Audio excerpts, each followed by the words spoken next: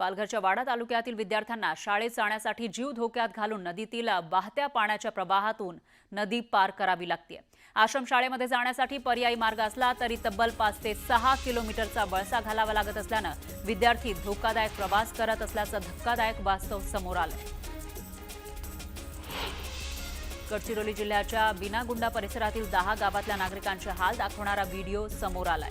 गावातील विद्यार्थ्यांना आश्रमशाळेमध्ये जाण्यासाठी तुडुंब पाण्याने भरलेल्या नाल्यातून वाट काढावी लागत असल्याचं दिसतंय।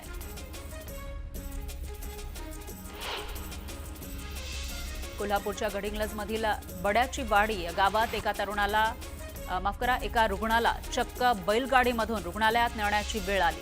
गावात जाण्यासाठी पक्का रस्ताच नाही, त्यामुळे नागरिकांना बैलगाडीशिवाय दुसरा पर्याय नाही आणि रुग्णांची या ठिकाणी परबड होतीये। नंदुरबार जिल्ह्यातील नवापूर तालुक्यातील शेगवे गावातून स्मशानभूमीकडे जाणाऱ्या रस्त्यात नेसू नदीवर पूलच नाही, त्यामुळे पुराच्या पाण्यातून मार्ग काढत जावं लागतं। तर या नदीवर पूल बांधून द्यावा अशी मागणी ग्रामस्थांनी केली आहे। बदलापुरातील शिरगाव गावठ्याची वाडी या गावामध्ये रस्ता नाहीये, त्यामुळे चिखल तुडवत नागरिकांना प्रवास करावा लागतोय। 75 वर्षांनंतरही चिखल तुडवत प्रवास करावा लागत असल्याने ग्रामस्थांनी संताप व्यक्त केला। तर वाडी गावामध्ये स्मशानभूमीकडे जाण्यासाठी रस्ता नाही, त्यामुळे संतप्त नागरिकांनी तलाठी कार्यालयासमोरच अंतिम संस्कार केले। 23 वर्षांपूर्वी वेगळी जागा दाखवून तिसऱ्याच जागेवर स्मशानभूमी बांधल्याने नागरिकांना त्रास सहन करावा लागतो। गोंदिया जिल्ह्यामध्ये जून महिन्यामध्ये 192 मिलीमीटर पाऊस अपेक्षित होता, पण केवळ 114 मिलीमीटर पाऊस पडलाय। त्यामुळे जून महिन्यात 41% इतका कमी पाऊस झालाय। आता जुलै महिन्यामध्ये चांगला पाऊस पडेल अशी अपेक्षा शेतकऱ्यांनी व्यक्त केली आहे। सिंधुदुर्ग जिल्ह्यामध्ये मुसळधार पावसाने धुमाकूळ घातलेला आहे। मुसळधार पावसामुळे कुडाळ नगरपंचायत हद्दीतील घरात पाणी शिरलं, त्यामुळे मोठ्या प्रमाणात नुकसान झालं। नांदेड सिटी आणि शिवणे गावाला जोडणाऱ्या पुलावर पाणी आलं। खडकवासला धरणातून पाण्याचा विसर्ग वाढला, त्यामुळे मुठा नदीच्या पात्रात पाण्याची वाढ झाली आणि शिवणे इथल्या पुलावर पाणी आलं। सिंधुदुर्गात पावसाचा जोर वाढला, त्यामुळे नदी नाल्यांच्या पाणी पातळीमध्ये झपाट्याने वाढ झाली आहे। कणकवलीमधील आसरा राज्य मार्गावर पाणी साचलं, त्यामुळे वाहतूक ठप्प झाली। या मार्गावरील अनेक गावांचा संपर्कही तुटला। कुडाळ रेल्वे स्थानकाकडे जाणाऱ्या मार्गावर पुराचं पाणी आलं, त्यामुळे रेल्वेने प्रवास करणाऱ्या नागरिकांचे प्रचंड हाल झाले। नागरिकांना पर्यायी मार्गाचा वापर करण्याच्या सूचना प्रशासनाकडून देण्यात आल्या। रत्नागिरी आणि सातारा जिल्ह्याला जोडणाऱ्या खेडमधील रघुवीर घाटात दरड कोसळली, त्यामुळे काही तासांपासून अकल्पे खेड एसटी रखडली आहे। तब्बल 4 तासांनी दरड हटवण्यात बांधकाम विभागाला यश आलं। नंदुरबार जिल्ह्यातल्या सातपुडा पर्वतरांगांमध्ये पडणाऱ्या पावसामुळे नदी नाले ओसंडून वाहत आहेत। अक्कलकुवा तालुक्यातील दहेली प्रकल्प 100% भरलाय। दहेली प्रकल्पाच्या सांडव्यावरून पाणी वाहू लागले। गोंदिया जिल्ह्यामध्ये मागील 5 दिवसात जोरदार पावसाने हजेरी लावली। या पावसामुळे वैनगंगा नदीच्या पाणी पातळीत वाढ झाली आहे। वैनगंगा नदीवरील धापेबाडा बॅरेजचे 7 दरवाजे 2 मीटरने उघडण्यात आले, तर 7 दरवाजांमधून 45,825 क्युसेकने पाण्याचा विसर्ग करण्यात आला आहे। गोंदिया जिल्ह्यामध्ये दमदार पावसाने हजेरी लावली आहे, त्यामुळे शेतकऱ्यांनी भात लावणीला सुरुवात केली आहे। पोवारी भाषेच्या पारंपरिक लोकगीतांच्या तालावर भात लावणीला सुरुवात झाली।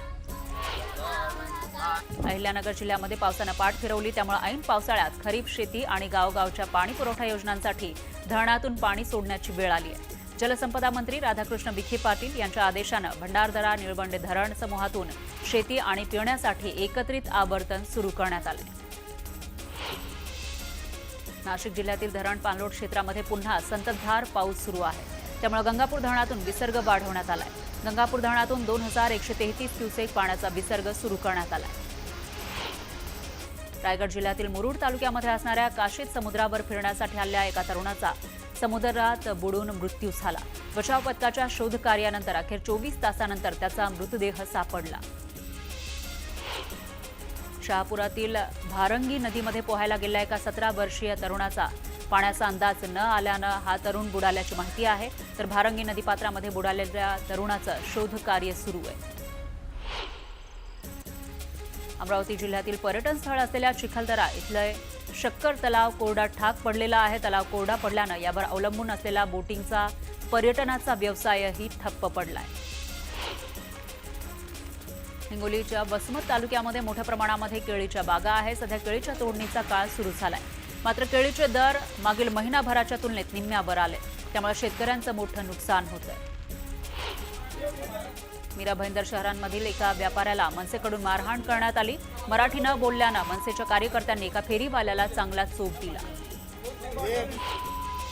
मीरा भाईंदरमध्ये व्यापाऱ्यांनी मनसे विरोधात आंदोलन केलं. एका व्यापाऱ्याला चोप दिल्यानं व्यापाऱ्यांनी संताप व्यक्त केला आणि आंदोलन केलं.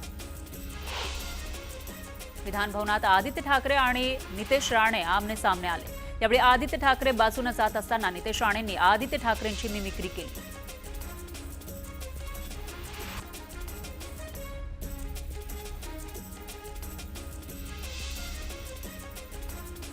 आणि बुलेटिनच्या सुरुवातीला एक मोठी बातमी आहे राजकीय वर्तुळातून.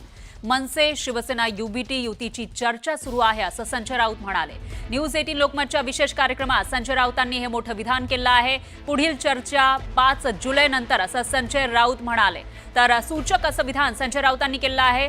न्यूज 18 लोकमतला दिलेल्या मुलाखतीमध्ये त्यांनी हे सूचक विधान केलेलं आहे. हेच ते संजय राऊत आहे ज्यांनी महाविकास आघाडीला एकत्र आणण्याचं काम केलेलं होतं आणि आता मनसे आणि शिवसेना युबीटी यांची युतीची चर्चा सुरू असल्याचं संजय राऊत म्हणतायत. अनेकांना वाटतं की ठाकरे एकत्र येण्यामध्ये खूप दबाव कारणीभूत ठरतील. दबावामुळे कदाचित दोन्ही ठाकरेंना इच्छा असूनही एकत्र यायला मिळणार नाही. तर आमच्यावरती कोणताही दबाव नाही, दोघांवरही नाही. बरोबर आहे. आणि राज ठाकरे सुद्धा अशा कोणत्या दबावाखाली येऊन निर्णय घेतील असं मला वाटत नाही या प्रश्नावर, मराठीच्या प्रश्नावर. मग आगामी पालिका निवडणुकांमध्ये ही युती ऑलमोस्ट फिक्स आहे. कारण ह्याच्यावरनं एक चर्चा नेहमी होते की पहिल्यांदा प्रस्ताव कोण नेणार. सगळे म्हणतात की अशा काही माध्यमातून चर्चा होत नाहीत, अशा काही बोलून चालून माध्यमात चर्चा करायच्या. हा एक उत्तम संवाद जो सुरू आहे तो पुढे जाईल ना. तुम्हाला 5 तारखेनंतर पुढली पावलं कळतील. प्रत्येक गोष्ट काय आम्ही सांगायलाच पाहिजे की पडद्यामागे काय चाललं आहे, आज रात्री काय घडलं, सकाळी कोण कोणाशी बोललं, हे सांगण्याची गरज नाही राजकारणामध्ये. चालू आहे असं काहीतरी, कोण कोणाशी तरी बोलतंय. 100% चालू आहे, 100%. त्याशिवाय का हा सगळं घडून येत आहे. कोणतरी कोणाशी बोलतंय, कोणीतरी कोणाचं ऐकतंय. कोणीतरी फार गांभीर्यानं या राज्याचा विचार करतंय, मुंबईचा विचार करतंय. म्हणून तर हे 5 तारखेपर्यंतची पावलं पुढे पडली आहेत ना, नाहीतर तीही पडली नसती. तर आपण ऐकलेलं असेल संजय राऊत यांनी सूचक असं विधान केलेलं आहे. चर्चा सुरू आहे आणि त्यामुळेच आम्ही इथपर्यंत आलेलो आहोत आणि याच्या पुढची जी चर्चा आहे ती 5 जुलैनंतर होणार असंही संजय राऊत म्हणतात. संजय राऊत जे शिवसेना युबीटी मधील एक महत्त्वाचे नेते आणि उद्धव ठाकरेंच्या अतिशय जवळचे ते मानले जातात. अशामध्ये या दोन्ही बंधूंना एकत्र आणण्यासाठी तेही महत्त्वाची भूमिका पार पाडताना दिसत आहेत. आणि अशातच जेव्हा न्यूज 18 लोकमतच्या मुलाखतीमध्ये त्यांना याविषयी प्रश्न विचारण्यात आला त्यावेळेला संजय राऊतांनी हे सूचक विधान केले. आणि याविषयी प्रतिक्रिया देण्यासाठी मनसेचे अविनाश अभ्यंकर हे आपल्यासोबत जोडले गेले आहेत. आपले प्रतिनिधी श्रीकृष्ण आवटी हे त्यांच्यासोबत आहेत, त्यांना प्रश्न विचारणार आहेत. थेट जाऊयात श्रीकृष्ण आवटी यांच्याकडे. नक्कीच फरा आपल्यासोबत मनसे नेते अविनाश अभ्यंकर सर आहेत. थेट त्यांच्याशीच जाणून घेऊया नक्की काय. सर काय सांगाल, महानगरपालिका निवडणुकीसाठी जे आहे ज्यांच्यासोबत चर्चा करायला हवी त्यांच्यासोबत आम्ही चर्चा करत आहोत आणि ह्यासाठी उद्धव ठाकरे देखील तयार आहेत अशी जी आहे न्यूज 18 लोकमतच्या मुलाखतीमध्ये संजय राऊत यांनी उत्तर दिलं. आपली काय प्रतिक्रिया यावर? आम्ही आता सध्या येणाऱ्या सर्व निवडणुकांची तयारी गेले काही महिने करत आहोत आणि आत्ता म्हणाल सध्या काय करतोय तर सध्या मी 5 तारखेला जो हिंदी भाषेच्या सक्तीवरती ज्याला सन्मान्य राजसाहेबांनी पहिल्यांदा त्याच्या विरोधात आवाज उठवला होता आणि मग सर्वच पक्ष एकत्र आले होते. झेंडा विरहित ते आंदोलन झालं होतं. त्यामध्ये समाजातील अतिशय मान्यवर लोक, इतर सर्व प्रतिष्ठित मंडळी आली होती त्याच्यावरती. आणि येणाऱ्या 5 तारखेच्या आमचा जो सर्वांचा एकत्र जो विजयोत्सव साजरा करायचा आहे त्याची सर्वजण आम्ही तयारी करतो. पण कुठेतरी आगामी मुंबई महानगरपालिका असेल याच्यासाठी कुठेतरी संजय राऊतांनी कौल दिला असं वाटतं का आपल्याला? कसं असेल तर मी भाष्य करणं योग्य ठरणार नाही. मी एक महाराष्ट्र सैनिक आहे आणि आम्ही कायम पक्ष कसा वाढेल याचा विचार करत असतो सर्व महाराष्ट्र सैनिक. आणि आमच्याकरता फक्त राज आदेश हा शेवटचा असतो. आणि तो जो आदेश देतात सन्मान्य राजसाहेब ठाकरे त्याचं आम्ही पालन करतो. येत्या तर राज ठाकरे जे काही आदेश देतात त्याचं पालन आम्ही करतो असं अविनाश अभ्यंकर यांनी म्हटलेलं आहे. दरम्यान आता दोन्हीकडचे जे नेते आहेत सकारात्मक आपल्याला पाहायला मिळत आहेत आणि अशातच संजय राऊत यांनी याविषयी कोणतं सूचक विधान केलं आहे पुन्हा एकदा ऐकूयात. पण अनेकांना वाटतं की ठाकरे एकत्र येण्यामध्ये खूप दबाव कारणीभूत ठरतील. दबावामुळे कदाचित दोन्ही ठाकरेंना इच्छा असूनही एकत्र यायला मिळणार नाही. तर आमच्यावरती कोणताही दबाव नाही, नंबर दोघांवरही एक. नाही. बरोबर आहे. आणि राज ठाकरे सुद्धा अशा कोणत्या दबावाखाली येऊन निर्णय घेतील असं मला वाटत नाही या प्रश्नावर, मराठीच्या प्रश्नावर. मग आगामी पालिका निवडणुकांमध्ये ही युती ऑलमोस्ट फिक्स आहे, कारण ह्याच्यावरनं एक चर्चा नेहमी होते की पहिल्यांदा प्रस्ताव कोण नेणार. सगळे म्हणतात की अशा काही माध्यमातनं चर्चा होत नाहीत, अशा काही बोलून चालून माध्यमात चर्चा करायच्या. हा एक उत्तम संवाद जो सुरू आहे तो पुढे जाईल ना. तुम्हाला 5 तारखेनंतर पुढली पावलं कळतील.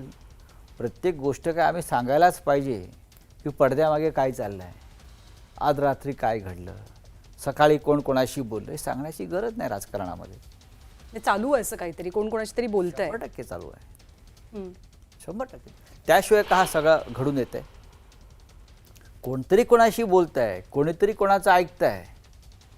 हां, कोणीतरी फार गांभीर्यानं या राज्याचा विचार करत आहे, मुंबईचा विचार करत आहे. म्हणून तर हे 5 तारखेपर्यंतची पावलं पुढे पडली आहेत ना, नाही तर तीही पडली नसती.